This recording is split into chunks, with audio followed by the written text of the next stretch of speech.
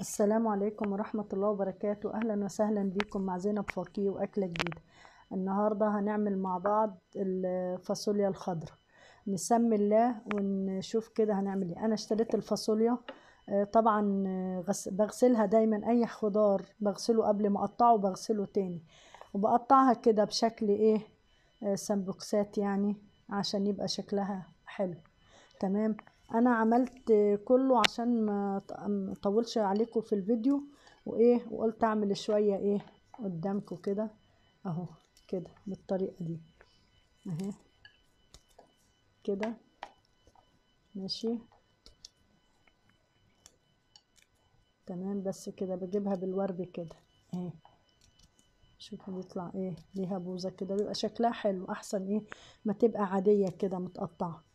يعني الواحد بيحاول في الاكل يخلي ايه اي حاجة كويسة. ماشي. انا كده خلاص هخلص الكمية، هغسلها تاني ونحطها في مصفى ونشوف. هنقول المكونات اللي احنا هنحتاجها. طبعا معايا كيلو فاصوليا، ومعايا كيلو طماطم ضربته بالخلاط اهو. ماشي، كيلو طماطم. تمام. معايا بصلاية برضو بشرتها، ومعايا ربطة كزبرة خضراء، ومن 3 ل4 فصوص ثوم، يعني مش تفرق كتير. ده بالنسبة لمكونات الفاصوليا. ماشي. هنشوف بقى ايه المكونات اللي احنا نحطها مع اللحمة عشان ايه نروح نحطها على النار. معايا كيلو لحمة جايباه من السن، كندوز برضو صغير، ما بجيبش انا الكبير. الكبير بتبقى ناشفة وبتغيب على ما تستوي، وما بيبقى تستها وحش، فمش حلوة طبعا، متبقاش حلوة. فدايما الكندوز الصغير، وجايباها من السن، بتبقى يعني زي ما قلنا السن والانتر كوت دول يعني لحمتهم حلوة قوي. طبعا معايا كرات وبصل للحمة، وطبعا ايه هيبقى معايا التوابل، ورق لورو على حبهان وفلفل اسود، والملح طبعا للاكل كله. طبعا لو انا ما عنديش كرفس، لو عندي عود كرفس برضو بضيف على اللحم. ماشي، بيبقى حلو بيديها تست. هنروح على النار ونشوف ايه، نحط اللحمة ونبدأ خطواتنا. حطيت الحلة على النار وحطيت معلقة سمنة بلدي فيها، هشوح اللحمة مع بعض ونشوف بس لما تسيح.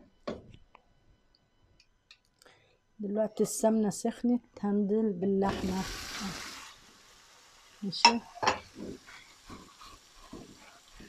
اضيفها وكل شوية اقلبها، اديها تقليب. نغطيها دلوقتي كل شوية اقلبها.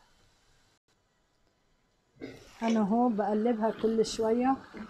طبعا ايه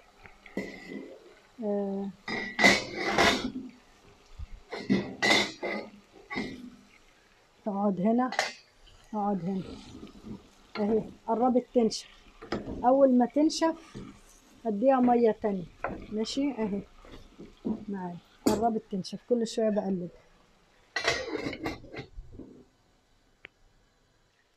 وهي بتتشوح كده هديها ايه رشة ورق لورا على حبهان اهي. المعلقة طلع فيها شوية صغيرين اهو، دي ربع معلقة كده، الاتنين على بعض.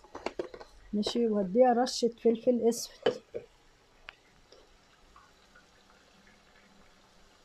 اهي. طبعا ملح بحطش ملح دلوقتي خالص عشان تتشوح.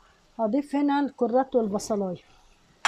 ماشي، ياخدوا تشويحه معاها عشان ايه قربت اديها ميتها.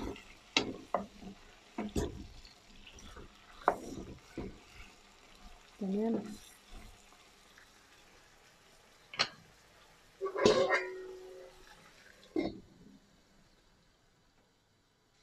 دلوقتي بعد اللحمه ما نشفت معايا خلاص، انا هضيف لها ايه، هقسم الطماطم اللي معايا الكيلو على 2، نصه هنزله على اللحمه هنا، عشان اللحمه لما بتستوي بتاعه الخضار اللي هتبقى بقلب الخضار، لما تاخد تست الطماطم احسن ما تتسلق ونيجي نحطها بعد كده ما بتلحقش تاخد في غلوة مع الخضار، ما بتلحقش تاخد تست الطماطم صح. فدي كده ايه هتستوي بالطماطم، تاخد تست الطماطم كويس. وبعد كده ايه، طبعا لما تحتاج ميه لو ما استوتش بنزودها شويه ميه واحده واحده كده. وبعد كده هنكمل نشوف الفاصوليا مع بعض، وهنبقى بالاخر ايه نشوف ايه مع بعض هنعمل ايه. ماشي، خلينا خطوه خطوه. مبدئيا دي هنغطيها تغلي وهنوطي عليها. اللحمه اهي دلوقتي ميتها نشفت، يعني الطماطم اتسبكت عليها كويس نشفت. فانا دلوقتي ايه هضيف عليها شويه ميه، ما بكترش طبعا عشان ايه لو دخلت في السوا ما تبقاش ميتها كتير، كل ما تحتاج بديها. ماشي، شويه طبعا ضفت ميه سخنه مش ميه بارده.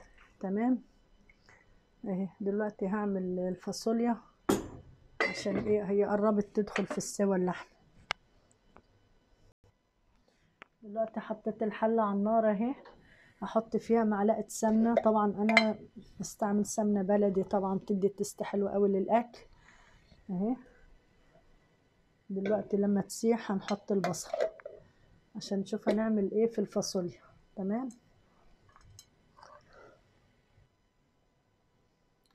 السمنه سخنت اهي، هنزل بالبصله. تمام، نقلبها شويه وبعدين ايه نبقى نحط الفاصوليا. البصله دبلت معايا اهي، بنزل على طول بالفاصوليا اهي، احطها كلها واقعد اقلبها شويه برضو مع البصله، لازم تتقلب شويه حلو. انا يعني بالنسبه للسمنه انا يعني طبعي بحب ان انا اعمل بالسمنه البلدي، بس لو في ناس بيحبوا سمنه عادي يعني او زيت ذره، ده عادي، حاجه اختياري يعني، مش لازم كل الناس ايه تطبخ بالسمنه البلدي. هي طبعا بتبقى تقيله شويه مرات بس بتدي طعم حلو. الخضار ده من الحاجات المهمه جدا دايما ايه، يعني مش دايما نروح للنواشف على طول، بنغير شويه، بس الواحد مفروض ان دايما برضو من وقت للتاني يعمل خضار. شوفوا وانا بقلبها بيبقى لونها خضارها بيبقى يعني خضارها احسن وانا بقلبها مع البصلة والسمن. دلوقتي معايا ايه الثوم. هضيف انا طبعا فرمت 4 فصوص زي ما شفتوا كده، هضيف 2 منهم دلوقتي و2 ايه في الاخر اهم، بتقلبوا معاها شوية قبل ما اضيف ايه الطماطم. تمام.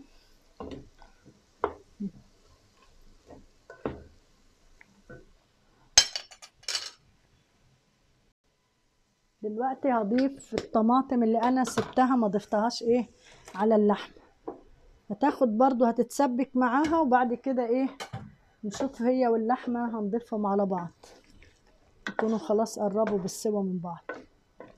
تمام.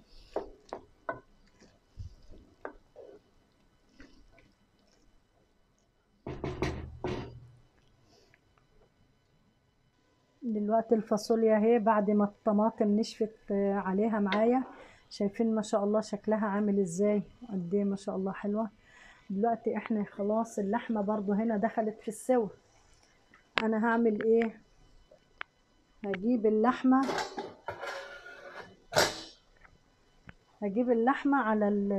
على دي على الفاصوليا احطها عليها.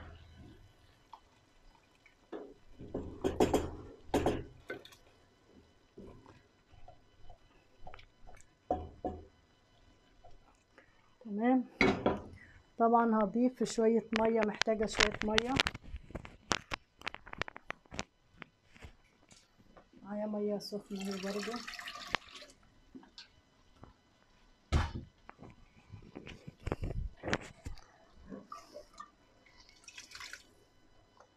تمام كده، اللحمة خلاص دخلت في السوا والفاصوليا وكله تمام. دلوقتي هضيف لها شوية ملح، رشة ملح، انا كنت اديت للحمة رشة بسيطة عشان ما تاخدش سوا بس بنفس الوقت يبقى فيها تيست، يعني متبقاش ما فيهاش ملح خالص. هرش لها رشة وبعد كده ندوقها ونشوف ايه محتاجين تاني او لا. دايما الملح، وهرش رشة فلفل كمان.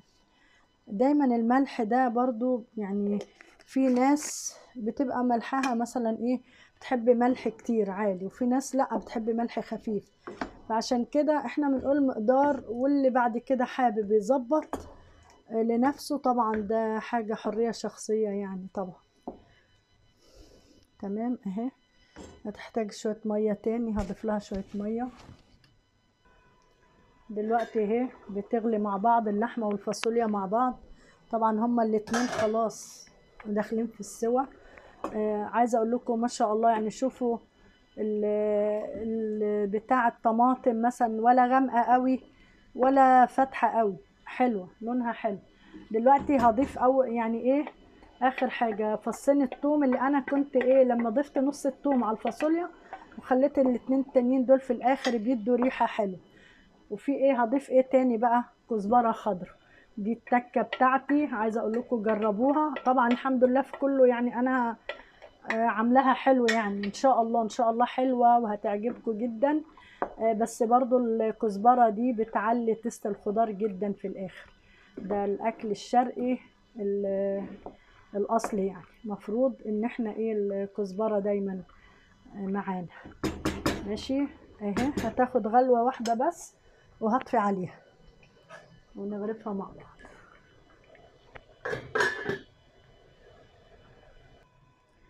كده خلاص انا اهو طفيت عليها، ما خدتش بعد ما حطيت الكزبره والثوم اخر حاجه، هي بالظبط يعني اقل من دقيقه. ماشي. دلوقتي دي الفاصوليا بتاعتنا هنغرفها مع بعض. طبعا ايه بسم الله.